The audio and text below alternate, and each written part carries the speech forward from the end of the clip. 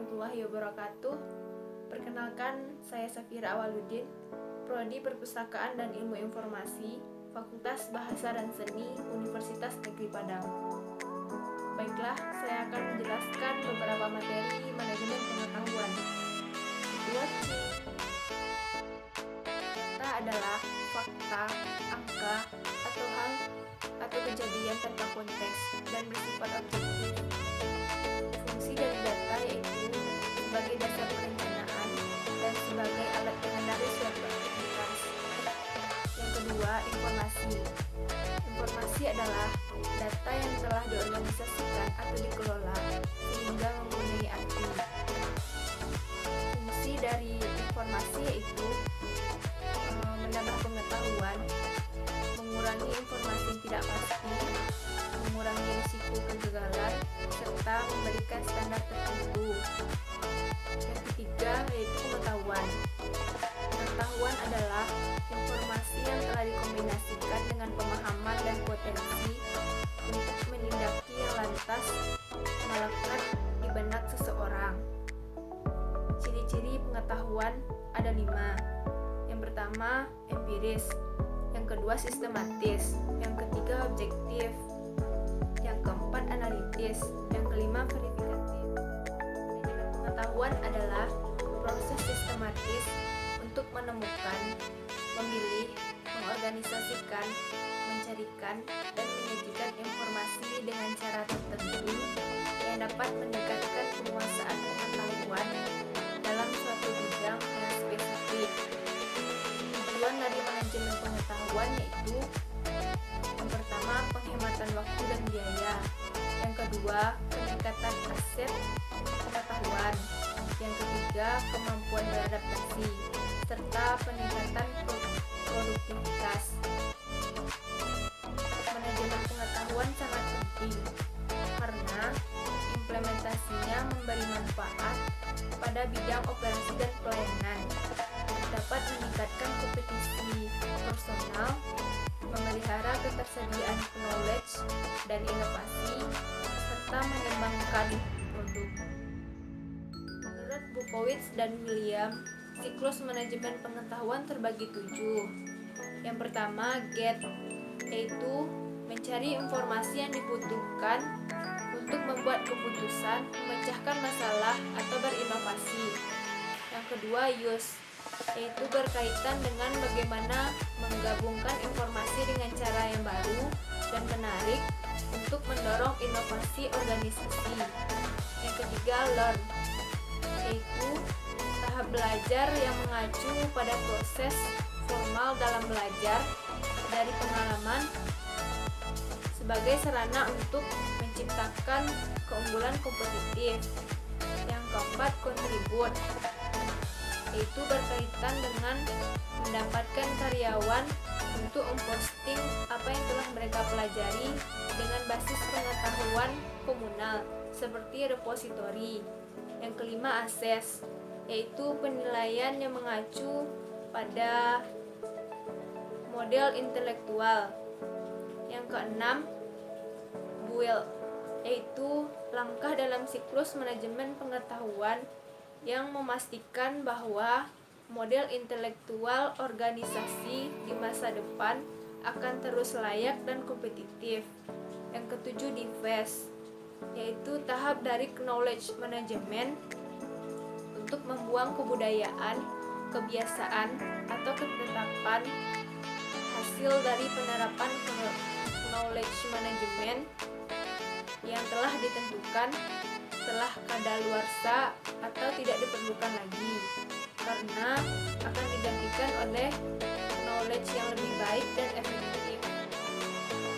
Maka dan teknologi, proses penciptaan pengetahuan terbagi 4. Yang pertama, selalu diawali dari individu. Yang kedua, pengetahuan personal atau privat. Yang ketiga, ditranslasi menjadi pengetahuan organisasi publik yang tersedia bagi orang lain. Dan proses yang bersifat kontinu, interaktif, dan spiral interaktif antara pengetahuan tacit dan eksplisit. Konferensi pengetahuan menurut Nonaka dan Takeuchi yaitu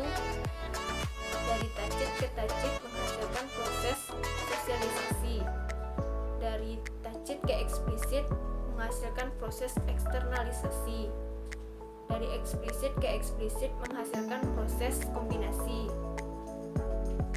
Dari eksplisit ke tacit menghasilkan proses internalisasi. Paparan dan kodifikasi pengetahuan terbagi dua, yaitu tacit dan eksplisit. Tacit adalah pengetahuan yang terdapat di dalam pikiran seseorang yang sesuai dengan pemahaman dan pengalaman orang itu sendiri. Contohnya, apabila seseorang ingin belajar memasak, orang tersebut melihat dulu video memasak di acara televisi atau di YouTube, lalu orang tersebut mempraktikkannya. Eksplisit adalah pengetahuan yang telah dikumpulkan serta diterjemahkan ke dalam suatu bentuk dokumentasi atau rangkuman sehingga lebih mudah dipahami oleh orang lain. Contohnya, apabila seseorang ingin belajar memasak, orang tersebut membeli buku resep makanannya di toko buku. Lalu, orang tersebut membaca bukunya dan mempraktekkannya. Secara umum, penerapan manajemen pengetahuan adalah suatu rangkaian kegiatan yang digunakan oleh organisasi atau perusahaan untuk mengidentifikasi, menciptakan, menjelaskan, dan mendistribusikan pengetahuan untuk digunakan kembali, diketahui, dan dipelajari di dalam organisasi. Proses yang terdapat dalam manajemen pengetahuan yaitu yang pertama, penciptaan pengetahuan, yang kedua, pembauran pengetahuan, yang ketiga, penyebaran pengetahuan, serta penerapan pengetahuan. Sharing pengetahuan merupakan salah satu metode atau salah satu langkah dalam siklus manajemen pengetahuan yang digunakan untuk memberikan kesempatan kepada anggota suatu kelompok, organisasi, instansi, atau perusahaan untuk berbagi pengetahuan yang mereka miliki kepada anggota lainnya. Macam-macam sharing pengetahuan, yaitu yang pertama eksternalisasi, yaitu proses di mana terjadinya pertukaran pengetahuan personal sehingga pengetahuan tersebut dikomunikasikan di antara anggota. Yang kedua, objektifikasi, yaitu proses di mana pengetahuan menjadi realitas objektif sehingga pengetahuan tersebut diakui organisasi atau komunitas. Yang ketiga, internalisasi. Internalisasi adalah proses pengetahuan yang telah terobjektifikasi tersebut digunakan oleh personal dalam sosialisasi mereka. Komponen yang terdapat dalam manajemen pengetahuan yaitu yang pertama people, yang kedua proses, yang ketiga teknologi. Penerapan manajemen pengetahuan dibutuhkan bagi suatu organisasi atau perusahaan yang memberdayakan human resource yang cukup banyak atau besar. Manajemen pengetahuan dapat membantu sebuah perusahaan mengelola pengetahuan yang dimiliki dengan baik, sehingga pengetahuan ini dapat merata dan dimiliki oleh setiap individu yang terkait dalam organisasi dan perusahaan. Budaya organisasi adalah pola asumsi yang diciptakan, ditemukan, atau dikembangkan oleh kelompok untuk belajar menghadapi masalah adaptasi eksternal dan integrasi internal yang telah berfungsi dengan baik dan dianggap valid. Budaya sebagai fondasi manajemen pengetahuan. Yang pertama, budaya korporat adalah komponen kunci untuk menjamin pengetahuan dan informasi kritikal yang mengalir dalam organisasi.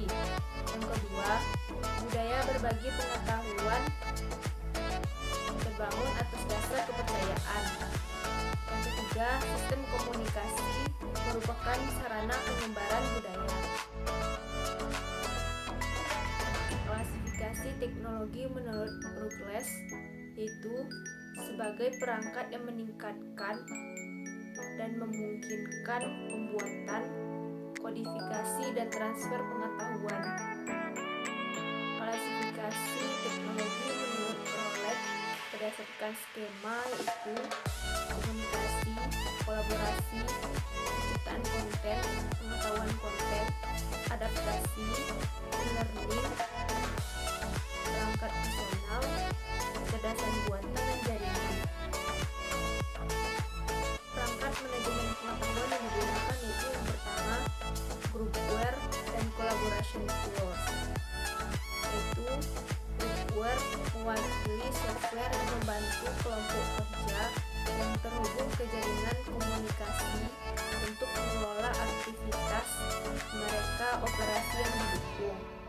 Yang kedua, wikis, yaitu software berbasis web yang mendukung pengeditan konten yang memungkinkan banyak user untuk membuat dan mengedit konten melalui website. Yang ketiga, teknologi jaringan, yaitu serangkaian interaksi antar teknologi yang saling berhubungan satu sama lainnya.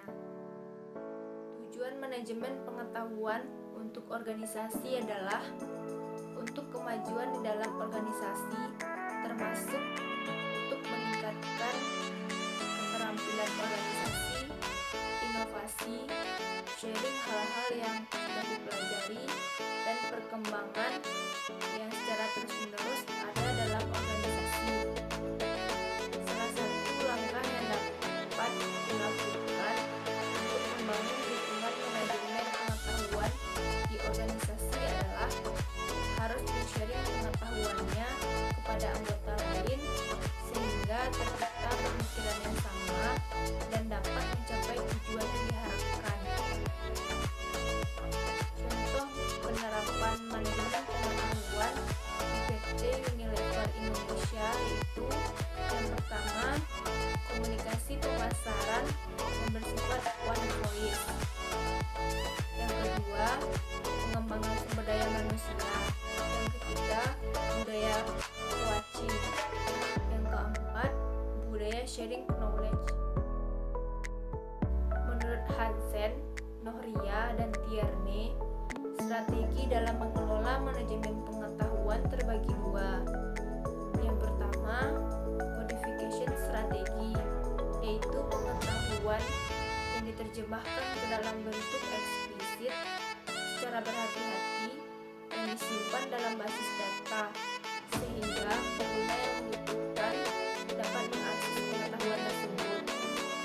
Yang kedua, personalization strategi, yaitu pengetahuan budget yang sulit diterjemahkan ke dalam bentuk eksplisit. Oleh karena itu, pengetahuan dialihkan dari satu pihak ke pihak lain melalui hubungan personal yang intensif. Oke, sekian materi yang dapat saya sampaikan. Apabila ada kesalahan kata, mohon dimaafkan. Semoga bermanfaat. Terima kasih. Assalamualaikum warahmatullahi wabarakatuh.